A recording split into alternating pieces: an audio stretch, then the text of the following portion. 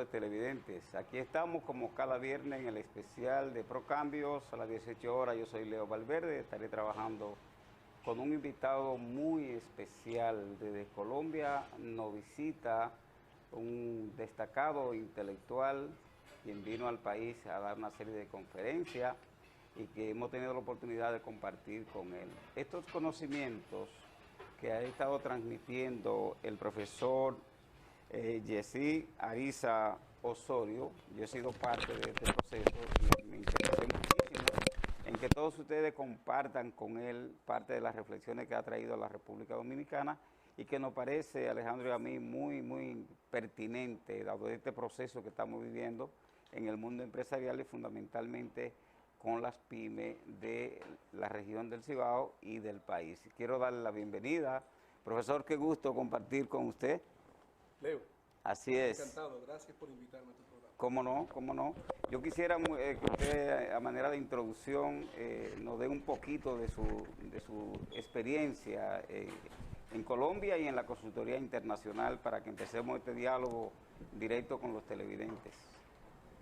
Sí, muy bien. Una vez más, te agradezco mucho haberme invitado a tu programa. Muy agradecido contigo. Un saludo muy especial para todos los televidentes. Efectivamente, yo vengo de Colombia, de la región norte de Colombia. Soy un profesor de estrategia y trabajo con varias universidades en Colombia.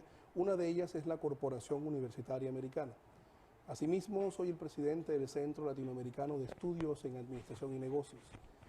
La idea de esta visita a este hermoso país, a este hermano país, es pues compartir, discutir con ustedes temas sobre innovación, sobre estrategia, sobre emprendedurismo y por supuesto sobre competitividad, ya que Latinoamérica está llamada a ser la nueva ola del cambio en el entorno económico mundial. Y así me gustaría, para empezar el diálogo y que Alejandro se va preparando también para intervenir, que nos cuente un poquito así de entrada la reflexión que ha hecho sobre la República Dominicana y los procesos empresariales y el papel de los consultores y los intelectuales, dado que ha tenido vivencia ya importante en las universidades, con nosotros en el Ministerio de Industria y Comercio y las pymes, y con otras instituciones. Me gustaría así de entrada esa experiencia, esa visión que usted ha visto de lo que es el mundo empresarial del país.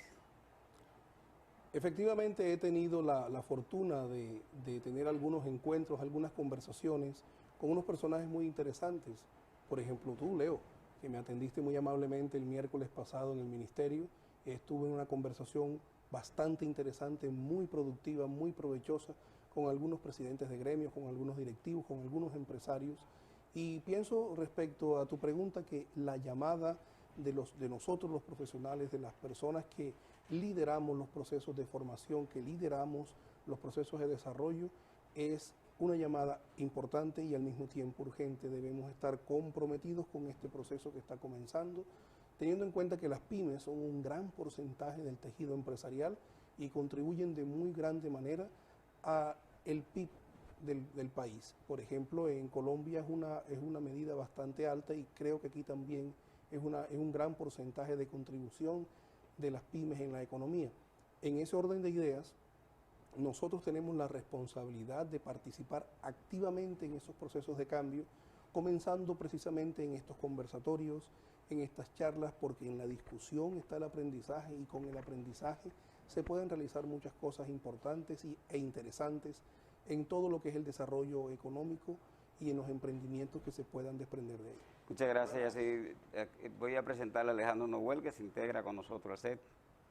Bueno, buenas tardes, amigos televidentes. Tuve el placer de estar el miércoles pasado en el Ministerio de Industria y Comercio, en el DICOEX de aquí, y me llenó de mucha satisfacción tener a Yacit aquí con nosotros, porque nos habló de recursos, nos habló de eso que nosotros llamamos la parte que tiene que ver con cuando uno dice los recursos humanos, o sea, los recursos. ¿Qué son los recursos?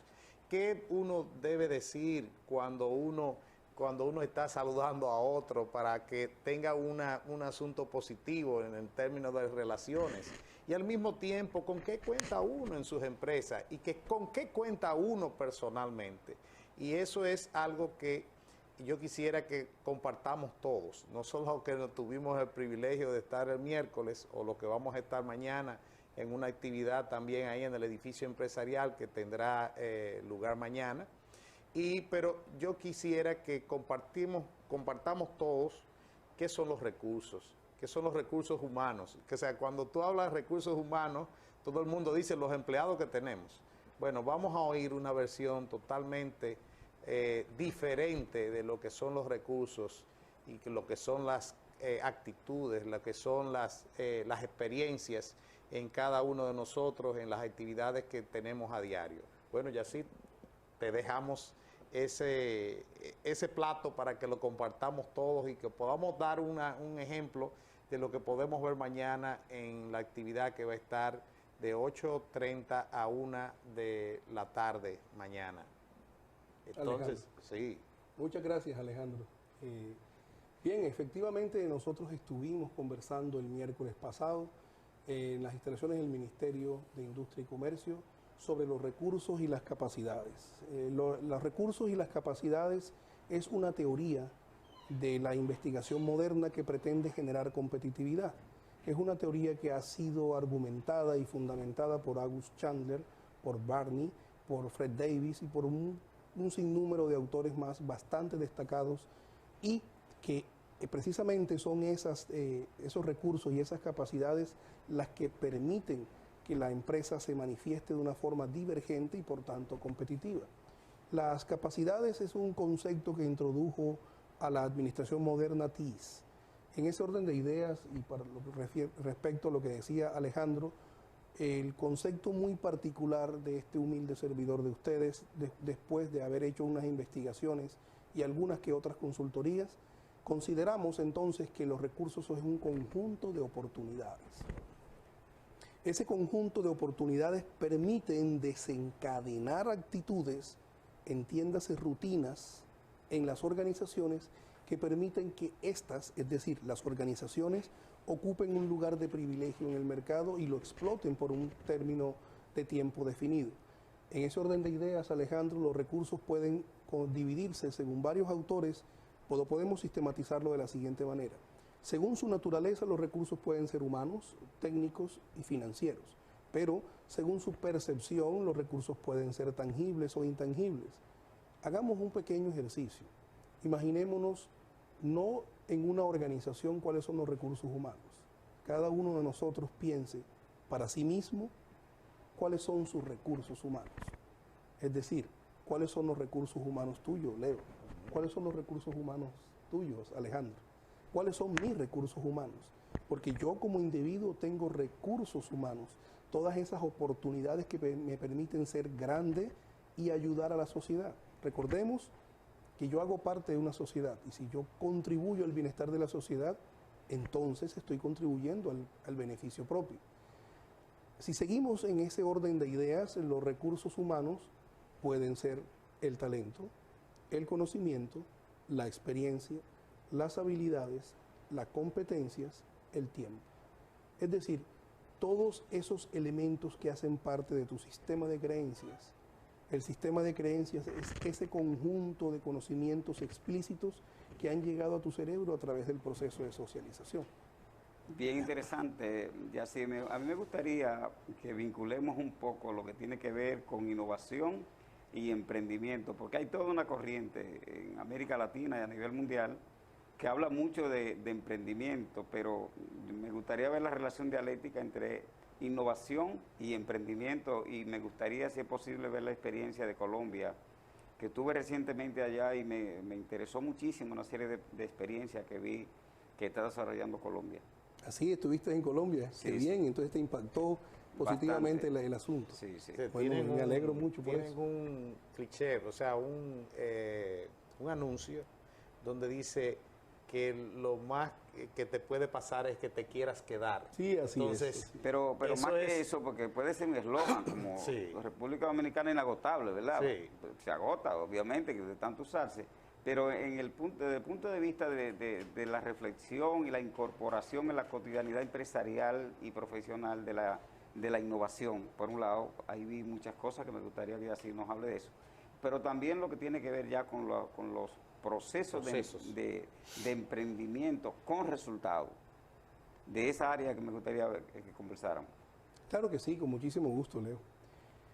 Bien, puedo comentarte lo siguiente. En Colombia hace muchos años hay una ley de emprendimiento, la ley 1014. Esa ley permite que existan las condiciones necesarias para que haya un ecosistema de emprendimiento.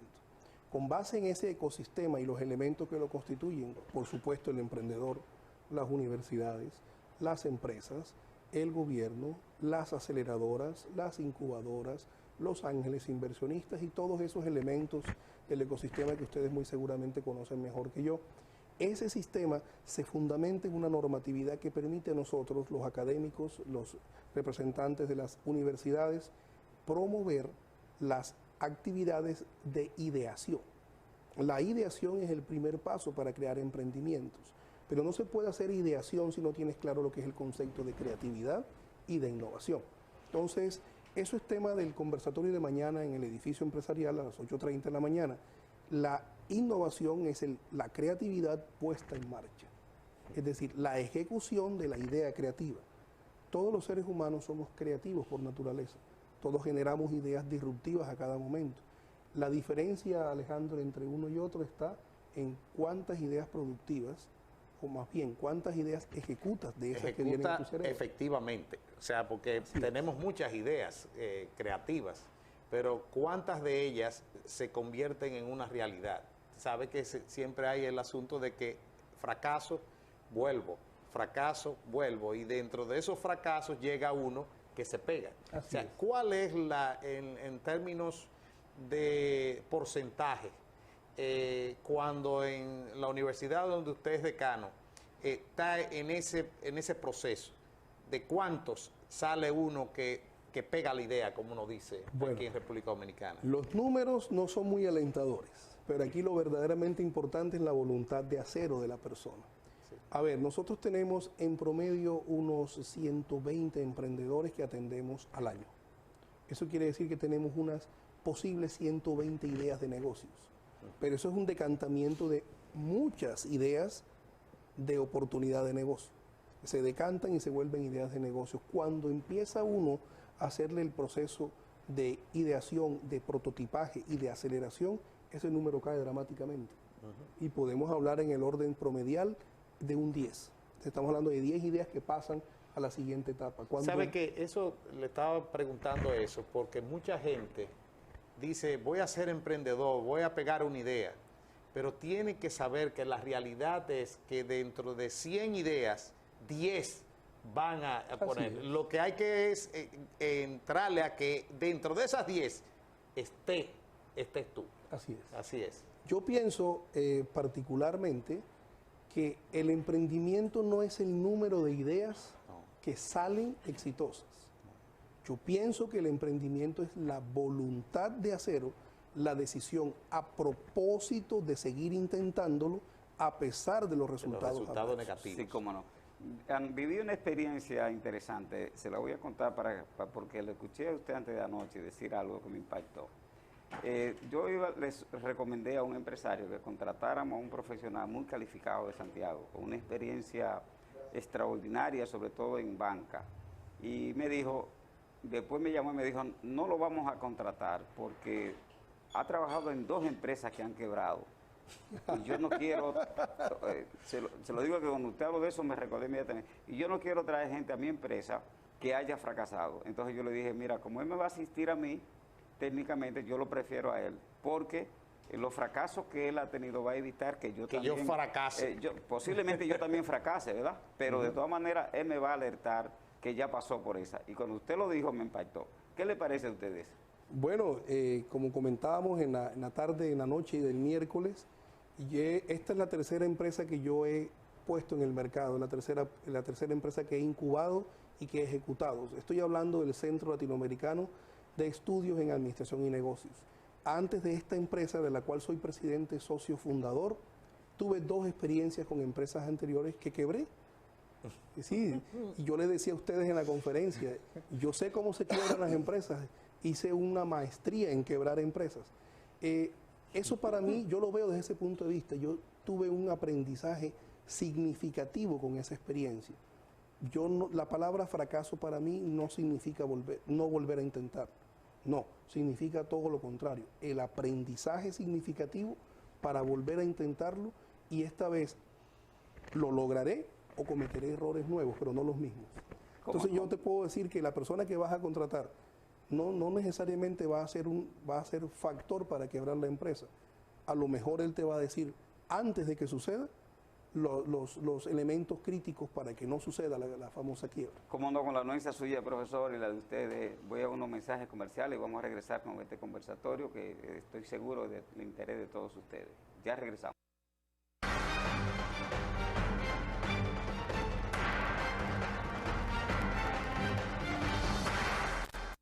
Estamos aquí en el conversatorio con Yacir y estábamos hablando así fuera de cámara, un tema bien interesante. En estos momentos, la era del conocimiento, el recurso humano, desde el punto de vista diferente, como lo está planteando Yacir, que no es solamente cuántos empleados tengo, sino cuáles son mi caja de herramientas como intelectual, como operario, como empresario, cual que sea la función, la división del trabajo que yo tenga. Me gustaría que sigamos profundizando un poco de esto, porque en la República Dominicana el problema de nosotros, tenemos unas condiciones extraordinarias de manera de ver las cosas, y acabo de ver el informe que hace una revista internacional de la gestión de la República Dominicana, y con la que yo estoy de acuerdo. Pero el problema de recursos humanos, de cómo nosotros explotamos esos talentos, me gustaría, profesor, que usted nos ayude un poco a dilucidar esto para que los televidentes tengan más información. Bueno, muy bien, es un gran reto lo que me pides. Voy a dar mi humilde opinión al respecto. Nosotros tenemos que hacer un inventario personal de nuestros recursos humanos. Para eso debemos conocernos mucho, debemos saber exactamente cuáles son nuestros talentos. Entonces empecemos a identificar cuáles son nuestros talentos. A ver, la tendencia del reclutamiento y de la selección de personal por soft skills, eso se llama competencias suaves, es un poquito contemporánea, estamos hablando de unos 20 años hacia acá. En ese orden de ideas, cuando yo me entrevisto en mi condición de decano de una escuela de negocios en Colombia con los empresarios para vincular esos programas de formación con el medio productivo, los empresarios me suelen decir lo siguiente: yo no quiero el estudiante con mejor nota, yo no quiero el genio del curso, yo lo que quiero es una persona comprometida, responsable, honesta, íntegra, cumplidora y, en fin, una serie de cualidades blandas, porque lo verdaderamente importante son los recursos humanos. Yo vuelvo a insistir que son los talentos, el conocimiento, la experiencia, las habilidades, las competencias y la forma como tú manejes el tiempo. Fíjense, por ejemplo, un empleado de ustedes que maneje de una forma efectiva el tiempo. Ese empleado, por supuesto, que será productivo. Un empleado productivo hace que todos los empleados sean productivos y a su vez su organización sea productiva. República Dominicana tiene unas condiciones bastante favorables, muy oportunas y muy relevantes. En ese orden de ideas, el asunto, en lo que a mí respecta de la competitividad, viene de adentro del ser humano hacia afuera. Porque son los recursos humanos los que hacen posible que se generen recursos técnicos. Y los recursos humanos hacen posible que se generen recursos financieros. Sin los recursos humanos no es posible los otros dos. Ahora, hay que entender que los recursos humanos, según el modelo que estoy planteando, y que es basado en los autores que les mencioné hace un momento atrás, no son el número de personas. Es lo que saben hacer en equipo ese número de personas. Los que saben aplicar en la realidad ese número de personas. Todos los conocimientos que ese número de personas tiene. La responsabilidad entonces de los empresarios es hacer un inventario de los talentos y de los conocimientos y de las experiencias, por ejemplo, para que digan, esta empresa es una organización que aprende. Y así, ayúdanos un poquito. Estamos hablando de pequeñas empresas, pequeñas y medianas empresas, que no necesariamente tienen un departamento de recursos humanos y que no cuentan tampoco con una asesoría de las universidades, de los centros especializados, sino que están operando ellos mismos. y el empresario tiene el mismo que verle las características a quien va aquí, a su colaborador, pero el empresario que tampoco quiere una gente que sepa aparentemente más que él, es decir, que él quiere una gente que haga lo que él le diga que haga. Relacionan un poco eso, a ver cómo nosotros resolvemos este aspecto cultural de los empresarios pymes nuestros. Así, bueno, tú lo has dicho muy bien, Leo, es un aspecto cultural, es definitivamente un arraigo cultural. A ver, hay una capacidad dinámica muy interesante que se llama reconfiguración. La reconfiguración es el desaprendizaje. Por ejemplo, en la conversación que tuvimos hace unos días atrás, yo preguntaba ¿hace cuántos años la Tierra es redonda? Pero la respuesta es siempre. El asunto es que hace 500 años es que nosotros validamos que es redonda. En ese mismo orden de ideas, nosotros, los empresarios, nosotros, los académicos, nosotros, los empleados, tenemos que reconfigurar ese conocimiento que tenemos y adaptarnos a este nuevo siglo. Tú muy bien lo decías, Leo, estamos en la era de la información, en la sociedad del conocimiento. Entonces, en ese orden de ideas, el autocontrol, el autoaprendizaje, la autogestión es la tendencia a que tanto las pymes como las grandes empresas se vuelvan competitivas y desarrolladoras de unas ideas divergentes. Ahora vamos a hablar un poquito de una actividad que hay mañana, porque me han llamado por diferentes vías. Yo me enteré de manera directa con los organizadores, pero me han estado llamando personas relacionadas conmigo, preguntándome sobre el evento de mañana. Quisiéramos que hablara un poco de los contenidos, de qué implica la actividad, para convocar a nuestros televidentes a que los que quieran asistir, pues que puedan asistir. Por supuesto que sí, Leo. En el día de mañana, la Universidad Nacional Evangélica, UNEF, y en unión con el Centro Latinoamericano de Estudios de Administración y Negocios, CLEAN, tienen programado un seminario internacional en el edificio empresarial. El seminario va a estar llevándose a cabo entre 8:30 y 1 de la tarde. El objetivo principal es aprender a identificar esas oportunidades que están latentes en el mercado. El seminario se llama Gestión de la Innovación, un enfoque emprendedor. A ver. Muy sugerente el título. Así es. Sobre todo en lo del enfoque emprendedor. Sí, así es. La idea es la siguiente, la idea es que nosotros conozcamos primero al ser humano. Es decir, que conozcamos las funciones cerebrales, dónde se gestan las ideas, cómo hacer que una idea cualquiera se vuelva una idea de negocio.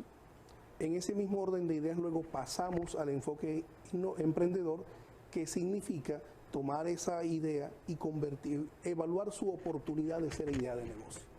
Luego desarrollar un proyecto emprendedor. Bueno, consideramos que este título y además este contenido sea provocativo para que nos acompañen en esas 4 o 5 horas de conferencia, en donde entre todos vamos a aprender a hacer la forma correcta, o bueno, una de las formas correctas de generar que una idea se vuelva una idea de negocio exitosa. Me gustaría, por favor, con la anuencia tuya, de así que nos dijera un poquito, políticas públicas respecto a todo este movimiento de orientación hacia una nueva práctica en la gestión de recursos humanos. Muy bien. Bueno, yo no puedo conversar respecto a la normatividad porque en realidad no la conozco toda la normatividad de tu país. Lo que sí puedo decir es que he percibido que hay todas las condiciones que están montando la plataforma sobre la cual el emprendimiento o el emprendedurismo, como le llaman aquí, va a ser esa clave para el desarrollo económico. Estoy percibiendo por las diferentes conversaciones que he tenido con autoridades y con representantes de gremio que la normatividad está cambiando para asegurar que las condiciones políticas, socioeconómicas y culturales, y las tecnológicas también, sean las propicias para que los nuevos emprendedores comiencen, realicen sus actividades, desarrollen sus ideas, porque la idea está precisamente en que son esos emprendimientos económicos los que van a permitir el desarrollo competitivo de este país y por supuesto de la región. Yacir, yo quisiera que me dieras una panorámica sobre lo que hace la Universidad de Harvard en los Estados Unidos y lo que hace la universidad que tú tienes, porque vemos que Harvard las ideas las convierten en negocios. Así es. Como una parte de su institución. Así es. Entonces, con respecto a eso, en nuestros países, las universidades lo que crean son profesionales. no hacen que se haga negocio. Entonces, ¿cómo es en Colombia? Bueno, comencemos por Harvard. Sí. Harvard maneja un modelo que se llama el pragmatismo. El pragmatismo es: si funciona, hazlo. Y si funciona, explota. Y si no funciona, pues no lo haga. Cámbialo, diseña otra cosa. En ese orden de ideas, no solamente Harvard, sino las universidades de ese corte pragmático hacen lo mismo. En Colombia estamos tratando de emular esa conducta. A ver, todas las universidades tienen 3 funciones sustantivas. A mí me gusta mucho el simbolismo, yo dibujo un triángulo imaginario. En una punta de ese triángulo está la función investigación. En otra punta de ese triángulo está la función extensión, que es la relación con el sector productivo. Y en otra punta de ese triángulo está la docencia. Nosotros podemos tener la panorámica completa o una parte de la panorámica. Si nosotros consideramos que la universidad se dedica a la docencia, pues los ingresos de la universidad van a venir por matrícula, por seminarios, por diplomados, etcétera, etcétera. Que ese es el caso de la República Dominicana. De la República Dominicana, por eso se lo estamos poniendo. No, fue a pota, como decimos aquí. Okay. O sea, no creas, ese es el caso de muchos países, incluyendo Colombia también. Sí. Pero si nosotros nos alejamos un poco, porque cuando uno está muy cerca ve las cosas no en detalle, pero si nosotros nos alejamos un poco vemos todo el triángulo completo. Entonces vemos las otras 2 puntas del triángulo.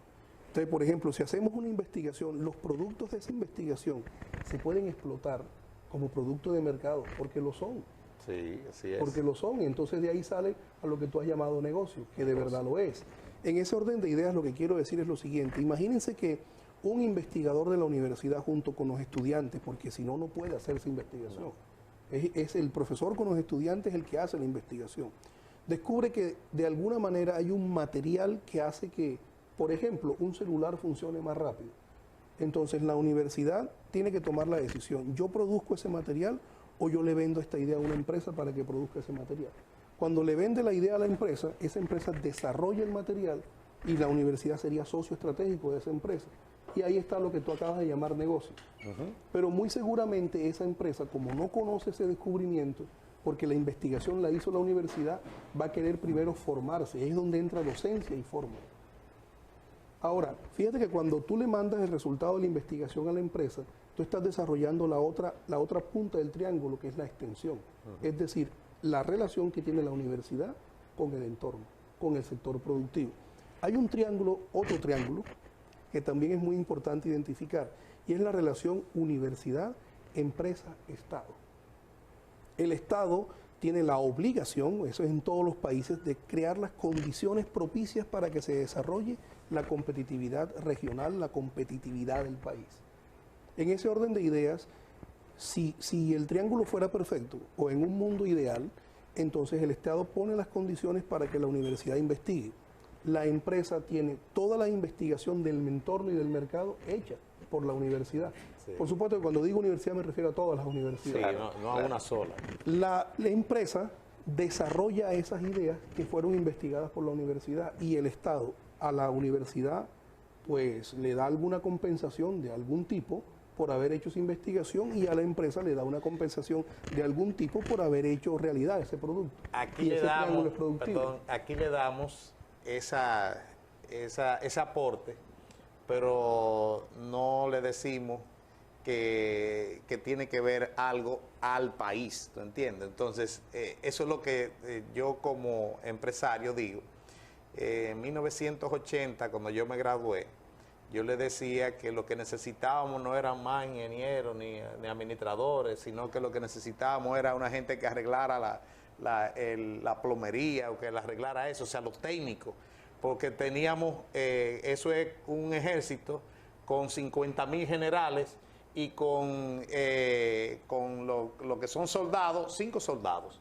O sea, ¿qué va a hacer? Absolutamente nada. Eso sucede también en Colombia bastante. ¿También? También, claro que sí. Sí, lo que estamos conversando acá y los modelos que les he planteado son modelos que en este momento podrían considerarse idealistas en algunos aspectos. Sin embargo, yo estoy seguro que en República Dominicana, así como en Colombia, así como en demás países latinoamericanos, esos modelos del triángulo de la empresa, universidad, Estado, están funcionando.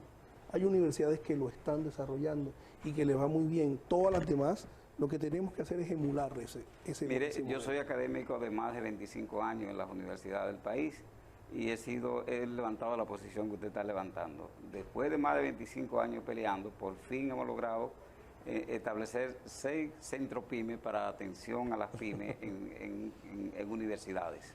Y la idea que tenemos en el ministerio es de que podamos tener en cada universidad un centro PYME, de manera que haya esa vinculación en el triángulo que usted está planteando. Tenemos 6 ya instalados y la aspiración sería llevarlo por lo menos a 18 en 1 o 2 años, y sería una primera experiencia de la cual se puede evaluar.